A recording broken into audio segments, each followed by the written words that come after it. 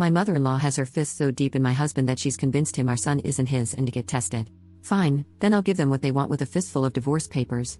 This whole situation is embarrassing, and I'm just done with it. I've been with my husband for 5 years now, married for 3. Long story short, his mom has always been overwhelming and bold with her input on everything, to put it nicely. I genuinely think it's not fair to be mad at your partner for something he didn't do himself. He can't control what his mom does or says. But what's also not fair is him not addressing it when I am clearly uncomfortable or upset, and instead just talking me into brushing it off or going with it. I never have, nor would I ever, have a back and forth with my mother-in-law. It's just not worth barking at each other. I always brush it off if it's a snarky comment, or if it's a better way to do something in her opinion. I'll just tell her thanks for the suggestion, but we are fine. It's actually true, the saying when you marry someone, you marry their family. I think the way to handle it is that each spouse should keep his side of the family in line, for lack of a better way to say it. I deal with my parents and their shenanigans, and I expected him to do the same. But he never did. Instead, he always asks me to give her some grace. Well, it's hard when that person is insulting you. For a while now, she has been making comments about how my son doesn't look like my husband when he was a toddler, basically accusing me of sleeping around.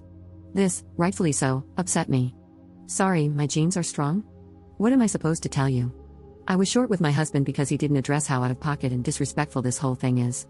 It has been a week since my husband, well, soon-to-be ex-husband, told me that he would be doing a paternity DNA test, not because he thinks our son isn't his, but to shut his mom up. Yes, exactly what you read. I don't know which is worse, him accusing me of cheating or this, but all I know is that this is audacious. I didn't cheat, and I am not concerned one bit about the test results. I wasn't going to stop him from taking a DNA test or whatever, but I just know I don't want to deal with this any longer.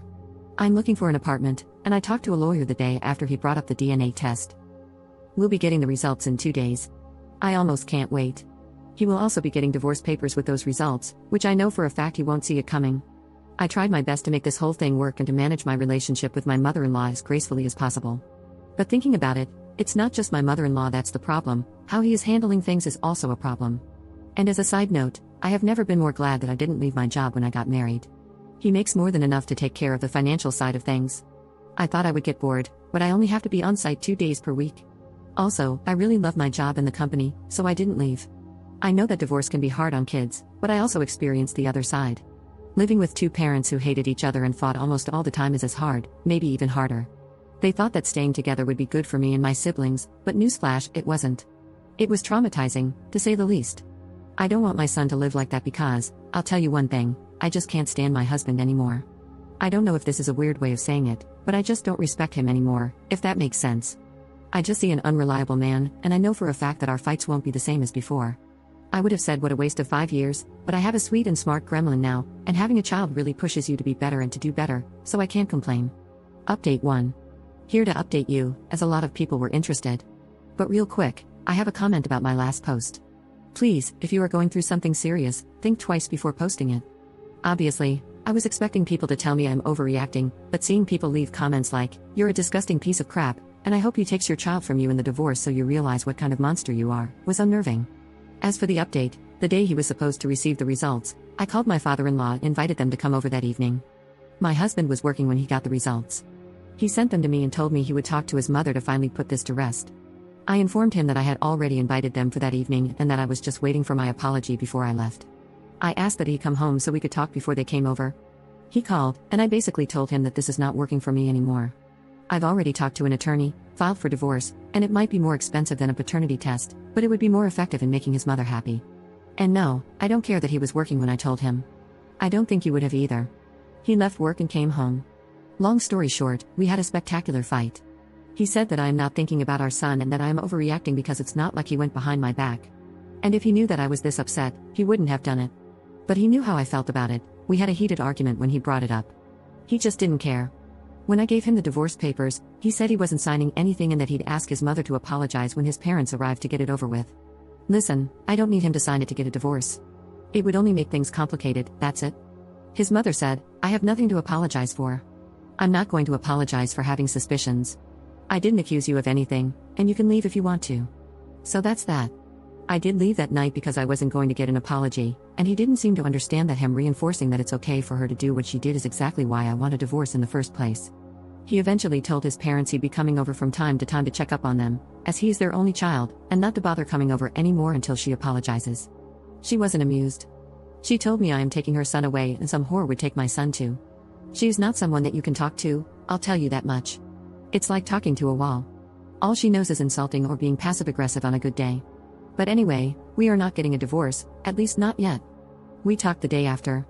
He said I can always file for a divorce, but we should at least try couples counseling because he doesn't want to co-parent. Edit. He doesn't want to lose his son, plain and simple. Although it's not like if we were to get divorced he wouldn't be able to see his son, but whatever. He did say, when we talked the second time, that he can see how he was wrong, especially knowing his mother. He also mentioned that he'll just shut her down if she meddles this time. But what can I do with just words? I hope he can learn a thing or two about how to deal with his mother in counseling because she is truly overwhelming. If counseling helps him understand that a couple means two people, not three, and that our marriage is a bit crowded right now, that's enough for me. People saying that I'm overreacting in my last post made me ask myself, do I actually want a divorce, or am I just mad? I wanted the divorce at the time, it seemed like the only solution. But if counseling helps us, I can try to work things out. I hope this is a good decision. If not, I'm not stuck. I'll take my son and leave. I have a friend who got divorced in 20 days, an uncontested divorce. When you are on the same page regarding how things would be divided, including custody, it's a matter of how long the court takes to review and finalize the divorce, and you'll be done. That was my plan. Nonetheless, I'm the one working from home, and my son is still so young. It's totally up to him. If he wants to see his son every day when he gets off work, or if he wants to see his son just a couple of times per week. Because I am not tolerating this anymore. Also, someone asked, I'm curious why they asked for the test and why you're so against it? I don't want to assume there were some troubles in the past, but I feel like there's a lot of let up and information left out here. At this point, I've shared so much that these aren't too many details, I guess.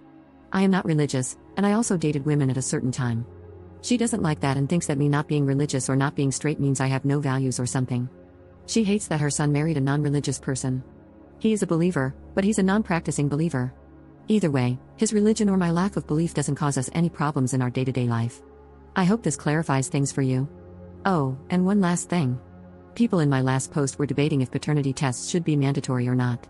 I thought that from what I wrote, it was clear I didn't cheat and I have nothing against the paternity test itself. It should be obvious to everyone that it's not fair for the child nor the man to be tricked into living a lie. If he was the one who had suspicions, that's a big deal. We would have talked about why he thinks that, taken the paternity test for his peace of mind, and made sure we can trust each other, then moved on, all without anyone interfering, let alone requesting the paternity test.